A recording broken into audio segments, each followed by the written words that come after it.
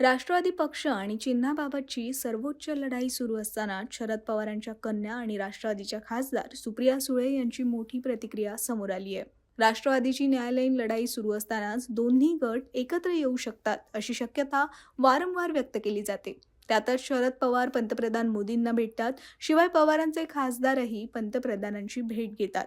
यावरून उलटसुलट चर्चा सुरू असतानाच आता सुप्रिया सुळेंनी ठाम भूमिका मांडली आहे. पाहूयात. राष्ट्रवादी काँग्रेस पक्ष, अजित पवार गट हे काय करतात आता तो त्यांचा वैयक्तिक प्रश्न आहे. आमची लढाई त्यांच्याबरोबर क्लिअर कट सुप्रीम कोर्टमध्ये चाललेली आहे. आजही मी माझ्या मतावर सातत्याने ठाम आहे.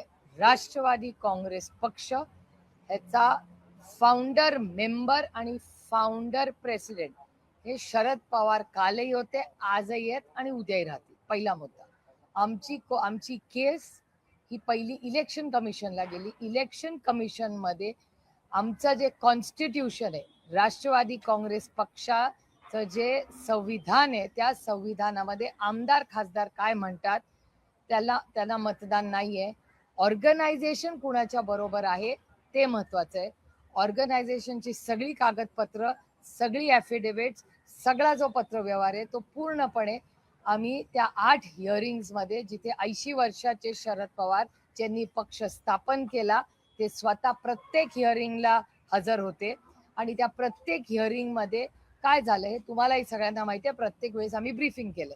8 मीटिंग झाल्यानंतर 8 वेळा ऐकून घेतल्यानंतर आमच्यावर अर्थातच तो आदरणीय पवार साहेबांवर अन्याय होता, कारण का ते फाउंडर मेंबर, फाउंडर प्रेसिडेंट आणि पेपरवर्क सगळं त्यांचं व्यवस्थित आहे. म्हणून आम्ही सुप्रीम कोर्टात गेलो.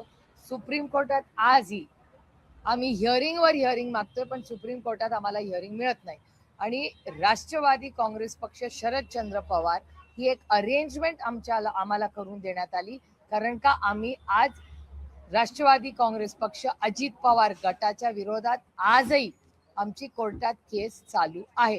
कारण का मी मागेही तुम्हाला बोलते, मी पुन्हा रिपीट करते की आमची ही लढाई ज्याचा पक्ष आहे त्याला तो मिळाला पाहिजे. आणि नंतर आदरणीय पवार साहेबांनी त्या पक्षाचं काय करायचं हा आदरणीय पवार साहेबांचा स्वतःचा आणि त्यांची जी टीम असेल त्या प्रक्रियेमधली त्यांचा असेल. तो आमचा कुणाचा वैयक्तिक प्रश्न नाही, कारण का ही एक संघटना नाही, ही कोणाची मालकी नाहीये.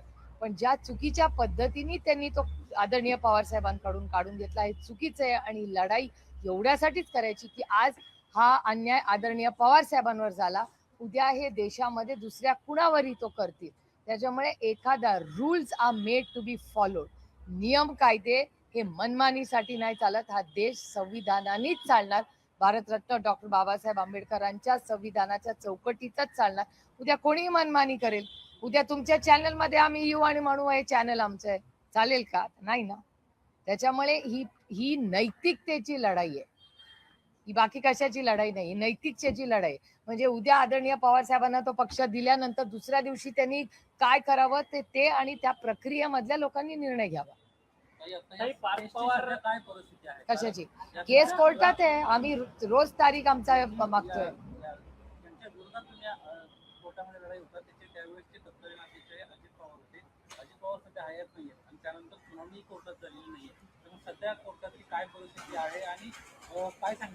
ही लढाई कुठल्या व्यक्तीबरोबर नाहीये, ही प्रक्रियेची लढाई आहे.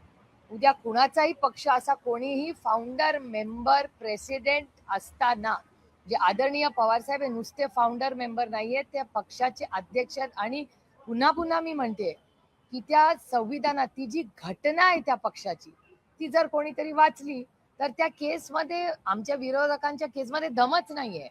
म्हणून इलेक्शन कमिशन मध्ये ते जरूर जिंकले असतील चुकीच्या पद्धतीने, पण ते कोर्टात नाही जिंकू शकत.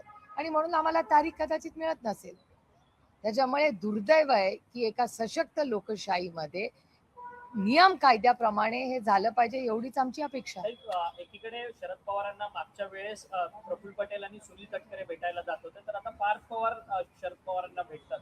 नेमकी या भेटीमागे चर्चा काय? कारण की दोन्ही पक्ष सातत्यानं विलिनीकरण होणार अशा राजकीय वर्तुळात चर्चा आहेत, आणि त्यातच पार्थ पवार आणि शरद पवारांची भेट सिल्वर ओकवर होते. चॅनल्सवर या चर्चा मी खूप वेळा पाहते, पण राष्ट्रवादी काँग्रेस पक्ष हा पूर्ण ताकदीने आज राज्यासमोर जी मोठी आव्हानं आहेत त्याच्या कामाला लागलेला आहे. आणि आम्ही संघटना, पक्ष हा लोकांच्या आयुष्यात एक चांगला बदल घडवण्यासाठी, या लोकांना न्याय देण्यासाठी. त्याच्यामुळे ह्या ज्या चर्चा ज्या चालू असतात अनेक भागांमध्ये, तुम्ही अनेक वेळा मला प्रश्न विचारतात, त्या चालूच असतात. ठीक आहे, नाणं आमचं मार्केटमध्ये चाललंय, ह्याच्यात आम्हाला समाधान आहे. पण महत्वाची गोष्ट की हे लोक जे भेटतात, ह्या देशातले काश्मीर टू कन्याकुमारी याच्यामधले अनेक नेते सगळ्याच पक्षाचे हे आदरणीय पवार साहेबांना बऱ्याच वेळा भेटत असतात. आता प्रफुल्लभाई किंवा तटकरे साहेब किंवा पार्थ पवार हे त्यांना का भेटले याचं उत्तर आदरणीय पवार साहेबच देऊ शकतील. पण गाठी भेटी ह्या अनेक वर्ष आम्ही एकत्र काम केलेलं आहे. अनेक महत्वाचे मुद्दे असतात, त्याच्यामुळे गाठी भेटी होत असतात. आणि मला असं वाटतं आदरणीय पवार साहेबांच्या मनाचा मोठेपणा पण आपण म्हणूया की समोरचा कसाही वागला तरी आदरणीय पवार साहेब ते सगळं विसरून, त्या सगळ्या गोष्टी सोडून लार्जर पिक्चर काय, जास्ती काय महत्वाचं आहे, कुठलाही हेवा देवा मनात न ठेवता ते पुढे सगळ्यांनाच वेळ देत असतात. पुण्यामध्ये निधी वाटपावरतून खरं तर नाराजी नाट्य समोर येताना पाहायला मिळत आहेत. पुण्याची महापालिकेची निवडणूक दोन्ही राष्ट्रवादी काँग्रेस पक्ष एकत्रितपणे निवडणूक लढलेला होता आणि आता अमोल बालवडकर असेल किंवा सुहास टिंगरे असतील यांचे निधी नगरसेवक फंडाचे ते भाजपने रोखलेले आहेत आणि त्या सगळ्या संदर्भात त्या दोन्ही नगरसेवकांनी एकीकडे उपमुख्यमंत्री सुनेत्रा पवार यांना पत्र लिहिलंय आणि त्यांच्या विरोधात गणेश बिडकर यांनी खरं तर त्यांची तक्रार सुनेत्रा पवारांकडे केली. एक तर काँग्रेस पक्ष, मी महिन्यातून एकदा पुणे म्युन्सिपल कॉर्पोरेशनला बारामती लोकसभा मतदारसंघाचा रिव्ह्यू घ्यायला जाते. दरवेळीस मी जेव्हा जाते तेव्हा काँग्रेस पक्षाला आणि शिवसेनेला आवर्जून त्याची माहिती देते की तुमची काही कामं पेंडिंग असतील तर जरूर सांगा, मी स्वतः त्याच्यात जातीने लक्ष घालीन. त्यामुळे दरवेळीस मी गेल्यावर त्या दोन्ही संघटनेना, पक्षांना मी बोलत असते. आणि आमचा प्रयत्न आहे की पुण्याच्यासाठी, आज पुण्यामध्ये खड्डे असतील, पाणी असतील, कचऱ्याचे प्रश्न असतील, अतिशय गंभीर झालेले आहेत. आणि पुणे हे शहर इन्फ्रास्ट्रक्चर वाईज कोलॅप्स झालेलं आहे असं अनेक लोक दबक्या आवाजात सातत्याने पुण्याबद्दल बोलत असतात. अनेक वेळा तीव्र नाराजीही आपल्याला लोकांमध्ये पुण्यात दिसते. त्यामुळे एवढी मोठी ताकद भारतीय जनता पक्षाला आली असली तरी गेल्या काही वर्षामध्ये फार काही पुण्याच्या ट्रॅफिकमध्ये, पाण्यामध्ये, कचऱ्यामध्ये किंवा फ्लडिंगमध्ये जेव्हा पाऊस येतो तेव्हा झाल्यात मला तरी कुठे दिसत.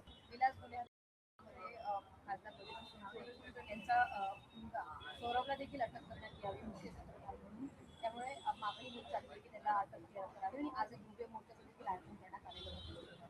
बजरंग अप्पा सोनवणेंच्या मागे राष्ट्रवादी काँग्रेस पक्ष हा पूर्ण ताकदीने आणि पवार कुटुंब ताकदीने उभं आहे. याच्याबद्दल आम्ही अनेक लोकांचीही चर्चा केली. आम्ही ते कालही आमचं तेच म्हणणं आहे, आज आहे उद्याच आहे की गलिच्छ राजकारण घरापर्यंत घेऊ नका. एखाद्याकडून चूक झाली असेल तर चूक आम्ही कधीही त्याला माफी नाही येणार. पण जर चुकीच्या पद्धतीने जर आमच्या खासदारांच्या कुटुंबाला किंवा कुठल्याही कार्यकर्त्यावर खोट्या केसेस जर या सरकारने केल्या तर आम्ही ते सहन करणार नाही. त्याच्यामुळे स्वतःची राजकीय पाळी भाजण्यासाठी तुम्ही जर बजरंग अप्पांवर किंवा त्यांच्या कुठल्याही पदाधिकारी किंवा कुटुंबावर खोटे आरोप करणार असाल तर ताकदीने राष्ट्रवादी काँग्रेस पक्ष त्याच्या विरोधात लढेल. आणि मी पुन्हा रिपीट करते की राष्ट्रवादी काँग्रेस पक्ष शरदचंद्र पवार हा ताकदीने बजरंग अप्पा सोनवणेंच्या मागे कालही होता, आजही आणि उद्याही राहील.